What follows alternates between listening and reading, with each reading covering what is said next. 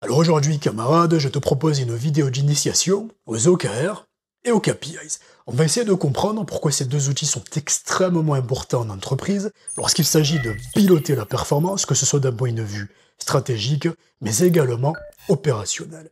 À noter que les OKR et les KPIs sont également utilisés au quotidien pour tout ce qui est processus de suivi, d'accompagnement, de formation et de montée en compétence des salariés afin de les aider à développer leur plein potentiel.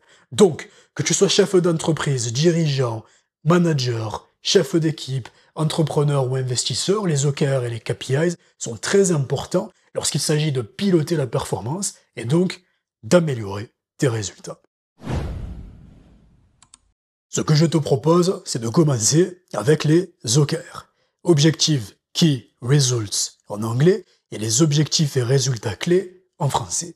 C'est un système de gestion par objectif qui est utilisé par la quasi-totalité des entreprises qui existent sur cette planète. Mais les entreprises qui ont tout intérêt à utiliser les OKR, ce sont les entreprises qu'on appelle les startups. Les entreprises qui ont un objectif de croissance exponentielle. Comme par exemple toutes les entreprises que tu vois à la Silicon Valley. Mais également toi, si demain tu crées un business, tu as tout intérêt toi aussi à utiliser les OKR. Pourquoi ? Parce que c'est ce qui va te permettre de passer d'une situation à l'instant T à une situation désirée, un objectif à atteindre. C'est en quelque sorte une passerelle vers le succès. Très important. Concernant les objectifs, il y a deux obligations à respecter. Première obligation, c'est que l'objectif doit être challengeant et en plus de ça, il ne doit pas être trop précis. Je vais t'expliquer pourquoi juste après. Deuxième obligation, c'est que l'objectif doit avoir une notion de temporalité qui est la plus éloignée possible. Pourquoi ? Parce que si jamais tu rapproches cette notion de temporalité, malheureusement tu ne vas pas favoriser la croissance exponentielle. Donc, concernant les objectifs, ici on parle en général d'années. En général, c'est 2 à 3 ans pour fixer les objectifs OKR. De ce fait, lorsque tu combines ces deux obligations, qu'est-ce qu'on arrive à obtenir ? On arrive à obtenir de l'innovation, des prises d'initiative, des prises de risques, des décisions stratégiques importantes. Tu vas favoriser le fait que tes équipes vont réfléchir à des solutions pour permettre d'atteindre cet objectif qui de base est très ambitieux. Autre élément à prendre en considération, c'est que les OKR font partie intégrante de la stratégie d'une entreprise et d'un business. C'est super important à comprendre. C'est grâce aux OKR que la société va pouvoir avoir une stratégie qui tient la route et que la société va pouvoir atteindre cette vision ambitieuse et donc avoir une croissance exponentielle. Fixer un objectif, c'est bien, mais la question la plus importante à se poser, c'est comment est-ce qu'on va faire en sorte d'atteindre ce fameux objectif ?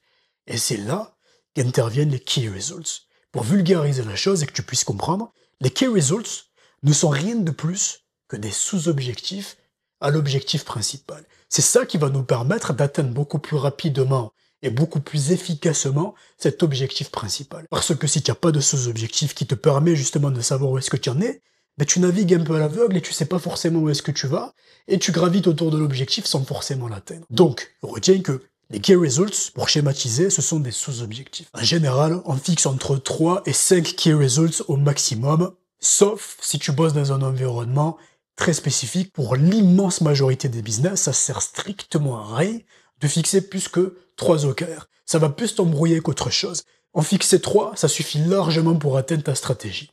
Ok ? Il existe deux types de Key Results, donc de résultats clés.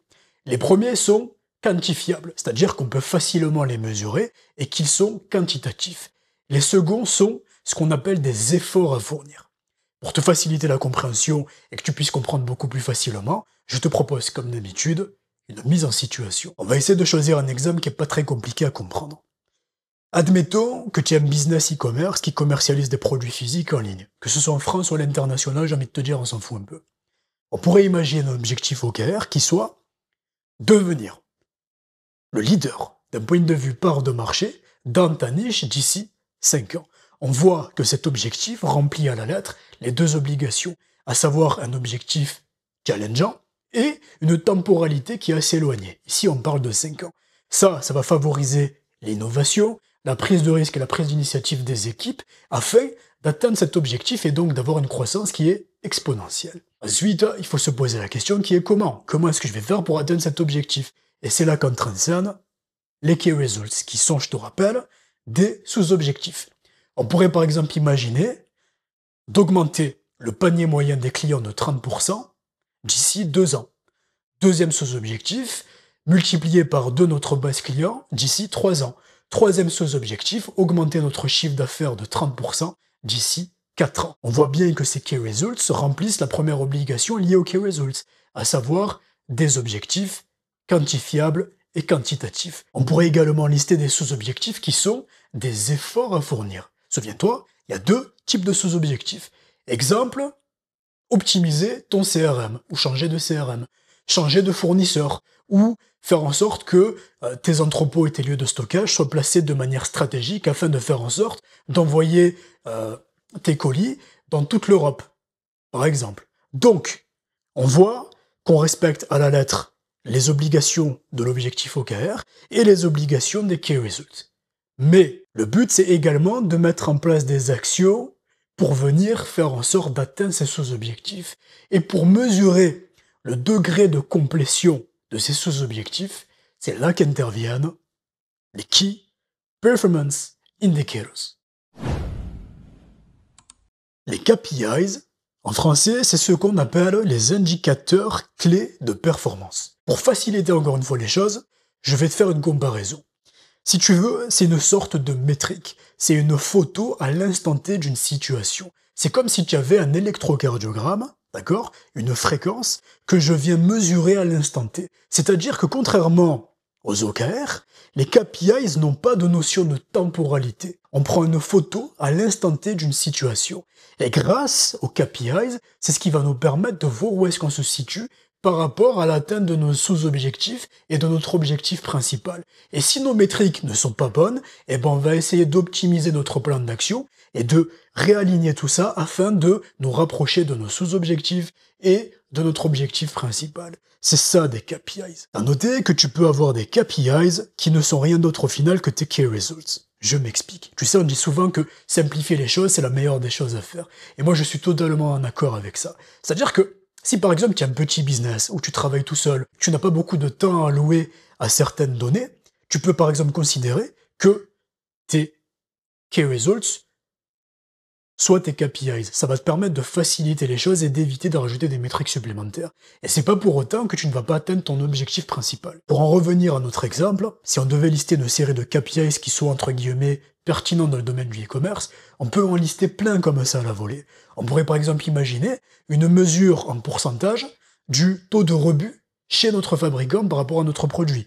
Une mesure en pourcentage du taux de réclamation client, mais également du taux de retour en SAV de nos produits. Une mesure en pourcentage du panier moyen, une mesure en pourcentage du taux de conversion, une mesure en pourcentage du chiffre d'affaires, et ainsi de suite, et ainsi de suite. Le plus important, c'est de choisir des KPIs, des mesures, d'accord, qui soient pertinents vis-à-vis de nos sous-objectifs. Lorsqu'on analyse les OKR et les KPIs, on arrive à comprendre quelque chose de très intéressant. C'est que les OKR et les KPIs ne sont pas à opposer. Tu comprends que les deux, ils bossent ensemble. Jusqu'à présent, je t'ai présenté les 2 outils et on a parlé beaucoup d'avantages. Mais si on veut être objectif dans notre analyse, il faut également lister les limites de ces 2 outils, surtout s'ils ne sont pas utilisés comme il faut. Concernant les OKR, donc les Key Results, en général, c'est toujours le même problème. C'est-à-dire que il y a beaucoup de sociétés qui fixent des objectifs beaucoup trop ambitieux et totalement déconnectés de la réalité du terrain.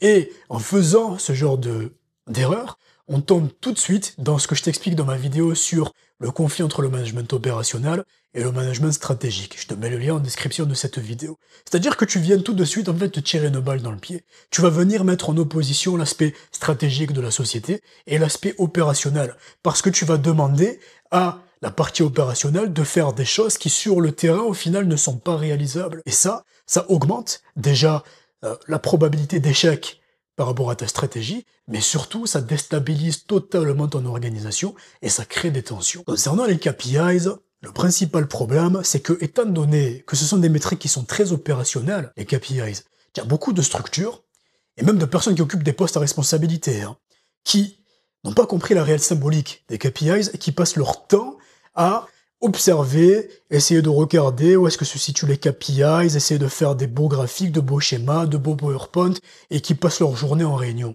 Et qui oublient que la chose la plus importante, c'est le passage à l'action. C'est le passage à l'action qui permet d'optimiser les KPIs. Alors bien évidemment qu'observer c'est super important, mais se contenter d'observer sans passer à l'action, j'ai envie de te dire quel est l'intérêt. Donc, analyse, passage à l'action et optimisation. Cette vidéo touche à sa fin. Normalement, tu es parfaitement armé pour pouvoir différencier les OKR et les KPIs. Je te dis à bientôt pour une prochaine vidéo et puis d'ici là, bon management.